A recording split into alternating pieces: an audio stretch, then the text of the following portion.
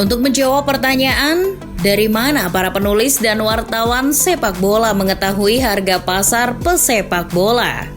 Nyaris hanya ada satu jawaban pasti: Transfermarkt. Situs Transfermarkt memang jamak digunakan oleh para penulis dan wartawan sepak bola di beragam media. ESPN, The Guardian, Gazzetta dello Sport, sampai tentu saja Starting Eleven. Bahkan kekuatan informasi yang dimiliki Transfermarkt bukan hanya dipakai oleh banyak media, tapi klub-klub di Liga Top Eropa juga turut menjadikannya pedoman.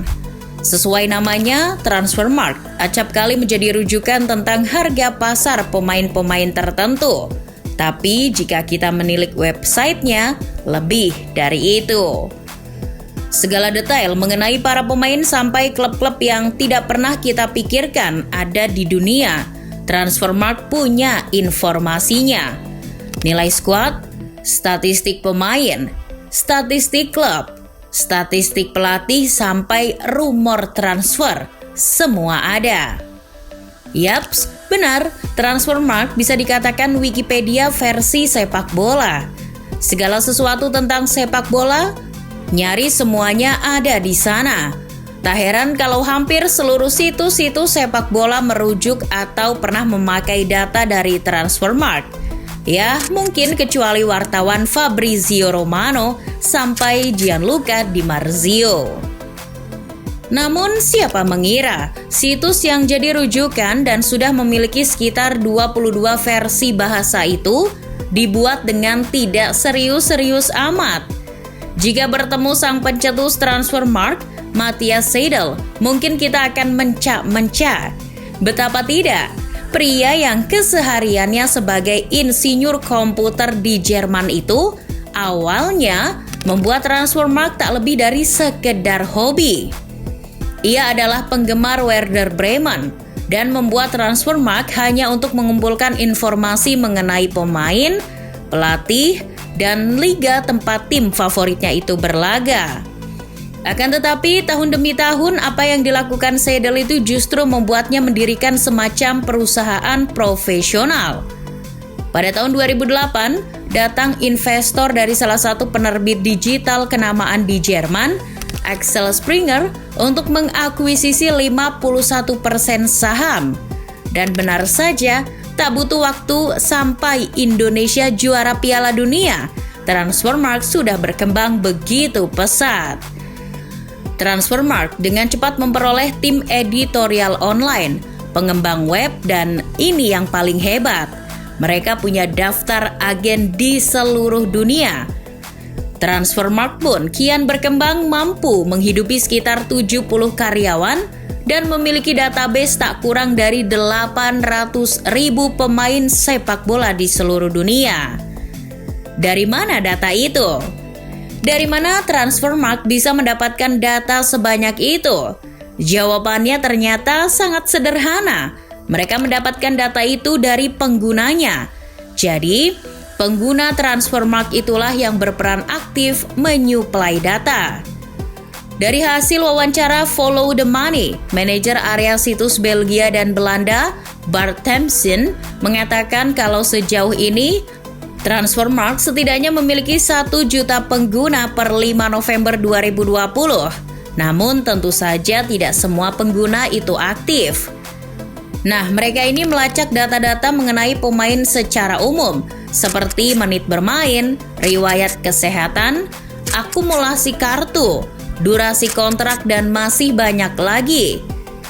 Pencari bakat KAM Wakil Direktur Klub NEC Nijmegen tahun 2020, Nick Creston, mengatakan pada Follow the Money bahwa Transfermarkt sangat membantunya. Situs ini selalu terbuka di mesin pencari saya, setidaknya sampai 15 tab. Lalu bagaimana Transfermarkt bisa menentukan harga pasar seorang pesepak bola?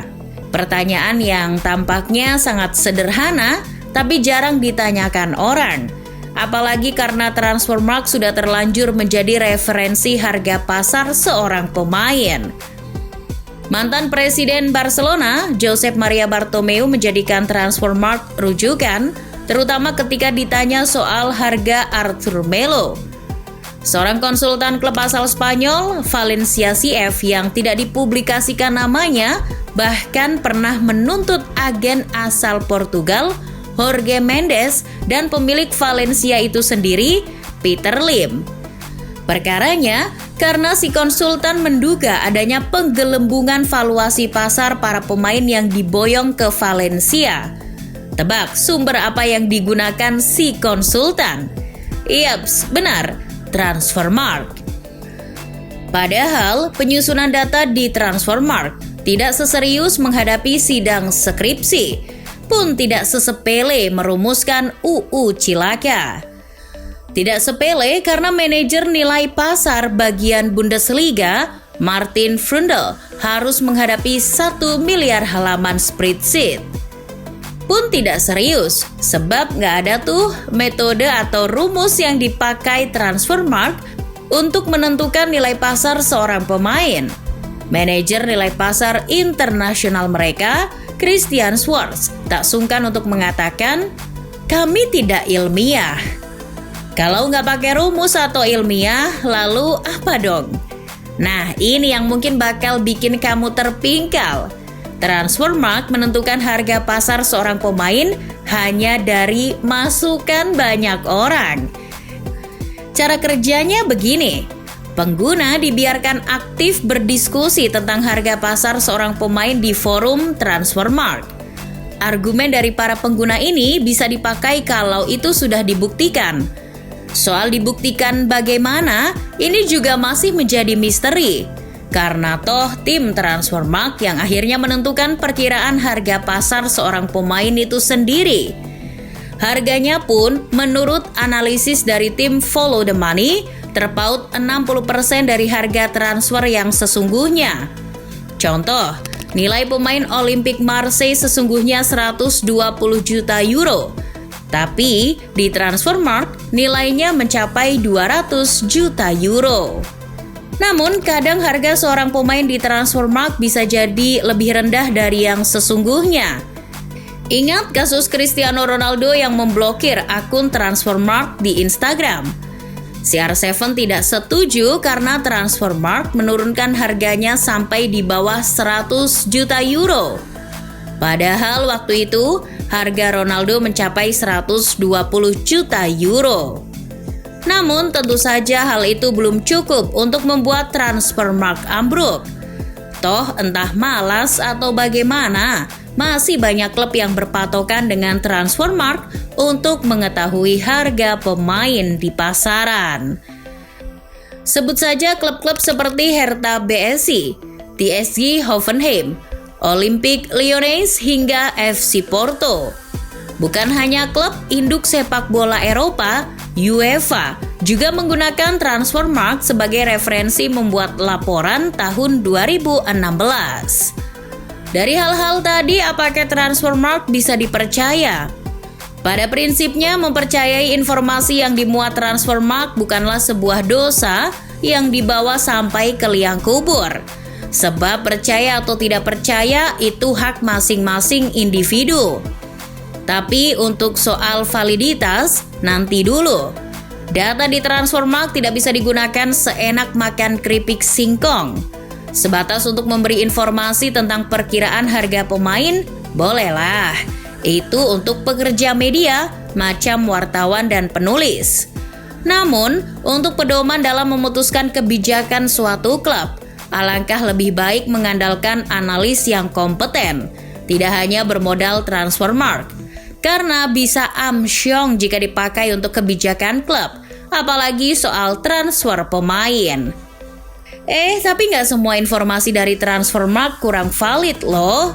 Ada informasi yang bisa dibilang sangat A1, apalagi yang menyangkut statistik pemain, pelatih, sampai klub yang memang sifatnya terbuka. Mengapa itu bisa dipercaya? Karena Transfermarkt punya semacam manajer data di masing-masing liga, bahkan negara. Jadi, pandai-pandailah menggunakan website seperti Transfermarkt, sebab situs yang diciptakan Seidel tahun 2000 itu ibarat buah durian. Jika kamu memakan isinya, tentu rasanya lezat. Tapi, kalau yang kamu makan adalah kulitnya, bisa jadi sejam kemudian kamu sudah berada di ruangan yang penuh aroma obat.